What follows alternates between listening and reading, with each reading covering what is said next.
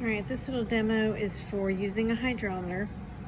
The first thing we want to do is look at the float, and on the stem of the float there is a calibration temperature. So you can see that it's 20 degrees Celsius. Now, not all the hydrometers have the same calibration temperature. If you get a different calibration temperature, you're going to have to take that into account, and remember, if it's Fahrenheit, you're going to have to convert it to degrees Celsius. Okay, so this one's 20 degrees Celsius, but we always want our calibration temp to be in degrees Celsius. We're going to get the specific gravity of water first. So I'm just going to pour regular water in here. And let me pour a little bit out. See how it's sort of like going up to make a dome? We don't want that. So let's just pour some of it out. We want to make sure that the float is actually floating. And then we're going to look and see where the meniscus of the water hits the stem. And so it's between the first zero and the last two zeros. Okay, so it's right there on that line for 1.000. So let's just say that this is sample 1 if I was filling out my table. So I'm going to give it a specific gravity of 1.000. And let's say that this sample was actually, let's say it was 28 degrees Celsius. Okay, so 20 was our calibration temp. Now our other sample,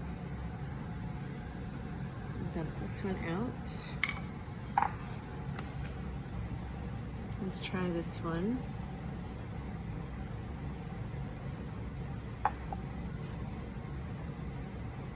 And put some more in there.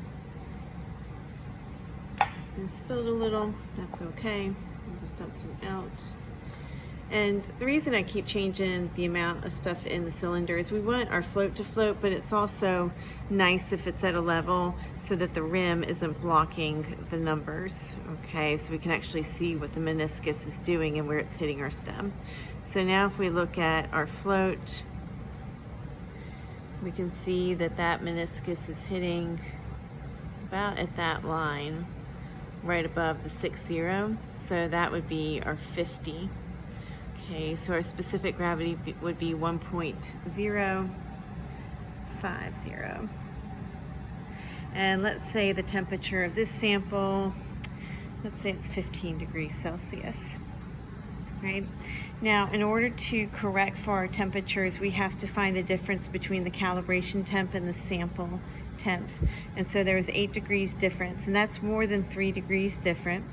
Okay, so we're going to add, for every 3 degrees that we're warmer, we're going to add to our specific gravity value. So we're not quite at 9 degrees. If we were at 29 degrees, we would need to add 3. But since we're at 28 degrees, for every 3 degrees difference, we're going to add 1 to that last decimal place. Okay, so I've added 1 for my 23 degrees, and then I'm adding another to get me up to 26 degrees. Now remember, if this was 29 degrees Celsius, this would be 1.003. For this one, we're cooler. So for cooler, we're going to subtract. We're more than 3 degrees cooler. So we're going to take away 1 from our last decimal place, and that would make this 1.049. Now, if this was something like 14 degrees, we would need to take away 2, and so that would be 1.048. But since it's only considered 3 degrees cooler, okay, even though it's 5, it's not up to 6. So if it's 5, we're still just going to take away 1 from that last decimal place to give us a 1.049. So for every 3 degrees of difference, you're either going to add or subtract to that last decimal place on your specific gravity value. Notice though, if you don't go all the way up to like 29, or you don't go all the way down to 14, you're just going to take the 3 degrees that's closest, so to speak. So we are only going to add 2 instead of 3 for this one because we didn't go up to 29. And we only took away 1 on here because we didn't go all the way down to 14 for 6 degrees less.